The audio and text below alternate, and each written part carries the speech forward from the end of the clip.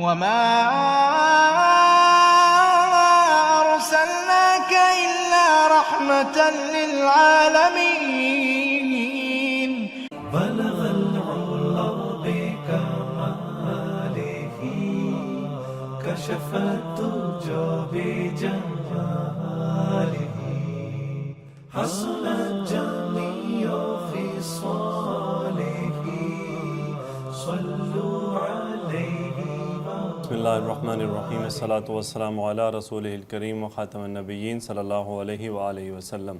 یہ الحمدللہ سیرت النبی میں سے چند واقعات رسول اللہ صلی اللہ علیہ وسلم کے اعلیٰ ترین اخلاق کے بارے میں الحمدللہ اس کا سلسلہ شروع کیا. آج اس کا دوسرا واقعہ ہے. یہ واقعہ میں کچھ جنگ حنین کا ایک ذکر ہے. وہاں پہ ایک صحابی کا ذکر ہے جو مسلمان ہونے سے پہلے وہاں پہ اس جنگ میں مقابلے میں تھے رسول اللہ صلی اللہ علیہ وسلم کے. ان کے بارے میں دیکھتے ہیں آئیے کیا واقعہ ہے. حنین کی جنگ میں مشرکین کی فوج کا سردار مالک بن عوف النصری تھا. بنو حوازن سے تعلق رکھنے والا یہ کمانڈر بنو ثقیف کے تعاون سے 25,000 کے لشکر کے ساتھ حنین کے میدان میں اترا. یہ شخص بلا شبہ بہت شجاع اور بہادر تھا.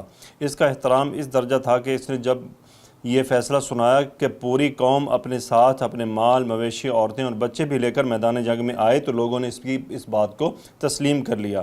اس کے موقف کی مخالفت بھی کی گئی مگر اس کے باوجود یہ اپنی بات پر ڈٹا رہا. اس کا موقف تھا کہ ہمارے فوجیوں کو معلوم ہوگا کہ ہم نے اسی میدان میں ڈٹے رہنا ہے، راہ فرار اختیار نہیں کرنی، کیونکہ جن کے پاس بھاگ کر جانا ہے وہ تو ہمارے پاس ہیں. اگر اس کی فوجی تنظیم اور ترتیب کو دیکھا جائے تو وہ بڑی کامیابی تھی. یہی وجہ ہے کہ جنگ کے آغاز میں مسلمانوں کے قدم اکھڑ جاتے ہیں اور وہ بھاگنے لگتے ہیں.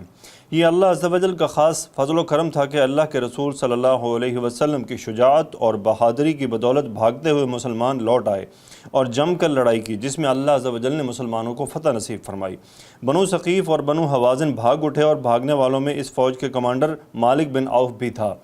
وہ بھاگ کر طائف میں بنو ثقیف کے قلعے میں محفوظ ہو گیا. اسی دوران میں اس کے قبیلے بنو حوازن نے اسلام لانے کے بارے میں سوچا اور رحمت للعالمین صلی اللہ علیہ وسلم کی خدمت میں حاضر ہوئے. اللہ کے رسول صلی اللہ علیہ وسلم نے ان کی عورتیں اور بچے واپس کر دیے. ناظرین کرام، ذرا غور کیجئے، ایک کمانڈر جو میدان جنگ میں بری طرح شکست کھا چکا ہو، اس کی کیا حالت ہوتی؟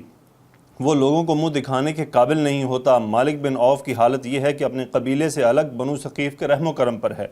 یہ وہی شخص تھا جو 25,000 کی فوج لے کر رسول اللہ صلی اللہ علیہ وسلم کے مقابلے میں اترا. اب شکست کے بعد اس کی یہ حالت ہے کہ وہ کسی کو منہ دکھانے کے قابل نہیں ہے. نہ اس کے پاس مال و متاع ہے، نہ قبیلے کے افراد. اس بنو ثقیف سے بھی ڈر ہے کہ وہ اسے حنین کی جنگ میں ہزیمت کا ذمہ دار ٹھہرا کر قتل نہ کر دیں. یعنی وہ ایک بہت بری سی کیفیت میں ہے. ناظرین کرام، یہ مالک بن عوف ہے جو شکست خوردہ کمانڈر ہے. کسی کو شکل دکھانے کے قابل نہیں، لوگ اسے نفرت کر رہے ہیں، اس کی وجہ سے شکست ہوئی. مگر ایک شخصیت ایسی بھی ہے، یعنی اس سب کے باوجود ایک ایسی شخصیت ہے جو اس مالک بن عوف کے بارے میں خیر خواہی کا ارادہ رکھے ہوئے ہے، خیر خواہی کی سوچ رکھتی ہے، اس کے ساتھ ہمدردی اور بھلائی کے جذبات رکھتی ہے. یہ شخصیت اللہ کے رسول محمد صلی اللہ علیہ وسلم ہے.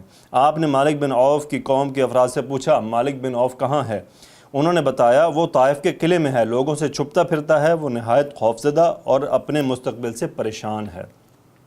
اللہ کے رسول صلی اللہ علیہ وسلم نے فرمایا، اخبروا مالکا انہ ان اتانی مسلما، مالک کو اطلاع دے دو کہ اگر وہ مسلمان بن کر میرے پاس آ جائے، رددت علیہ اہلہ ومالہ، میں اس کے اہل و عیال اور مال اسے واپس کر دوں گا.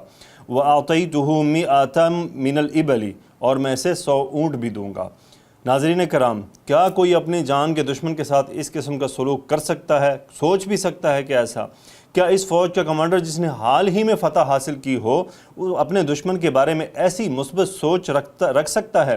یہ ہمارے پیارے رسول اللہ صلی اللہ علیہ وسلم کا اخلاق تھا کہ آپ دشمن کو بھی سینے سے لگا رہے ہیں. مالک بن عوف کو جب اللہ عز و جل کے رسول صلی اللہ علیہ وسلم کا پیغام ملا تو گویا یہ اس کے دل کی آواز تھی. جس مصیبت اور پریشانی سے وہ دوچار تھا، اس کا حل یہی تھا کہ وہ اسلام قبول کر لے. چنانچہ وہ فوراً طائف سے اللہ کے رسول صلی اللہ علیہ وسلم کی خدمت میں حاضر ہوتا ہے اور اسلام قبول کر لیتا ہے.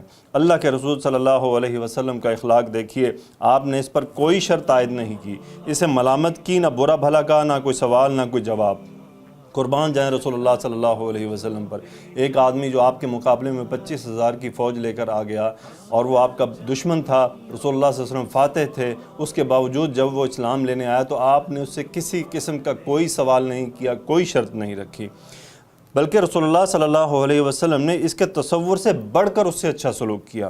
مالک بن عوف کو دوبارہ بنو حوازن کا سردار مقرر کیا جاتا ہے اور اسے طائف کو فتح کرنے کی ذمہ داری سونپی جاتی ہے۔ کیا کوئی آج کے دور میں اس قسم کی کوئی ہلکی سی بھی مثال لا سکتا ہے کہ وہ فتح یاب ہونے کے باوجود کسی کے اوپر غلبہ پا جانے کے باوجود اپنے دشمن پر اور اس کو پھر سے دوبارہ ذمہ داری سونپ دے؟ آج کے دور میں اس قسم کی قریب مثال ڈھونڈنا بھی بہت مشکل ہے۔ یہ ہمارے پیارے رسول اللہ صلی اللہ علیہ وسلم کا اخلاق عالیہ تھا۔ الحمدللہ اللہ کا احسان ہے کہ ہم رسول اللہ صلی اللہ علیہ وسلم کی امتی ہیں۔ ہمیں بھی چاہیے کہ ہمارے جو اختلافات پیدا ہو جاتے ہیں گھرانوں میں، ان کے اندر خندہ پیشانی سے بلکہ بڑھ کر رسول اللہ صلی اللہ علیہ وسلم کا اخلاق دیکھیے کہ آپ نے اپنے دشمن کو گلے لگایا، تو ہم اپنے پیاروں کو گلے کیوں نہیں لگا سکتے؟ ہمارے رشتہ دار، ہمارے دوست احباب، یہ تمام ہمارے اپنے ہوتے ہیں۔ اگر ان سے لڑائی جھگڑا فساد ہو جائے اس کے باوجود بھی ہمارے اپنے ہی رہتے ہیں، وہ ہمارے دشمن نہیں ہیں۔ اگر اللہ کے رسول صلی اللہ علیہ وسلم اپنے دشمن کو، جنگی دشمن کو گلے لگا سکتے ہیں تو ہم اپنے بھائیوں کو، اپنے رشتہ داروں کو گلے کیوں نہیں لگا سکتے؟ اس نقطہ پر غور کیجئے گا۔ ہمیں ان اسباق سے صرف قصوں کے مزے نہیں لینے، بلکہ ان سے ہم نے سبق حاصل کرنا ہے کہ ہم ان سے اپنی زندگی میں کیا اپلیکیشن کر سکتے ہیں۔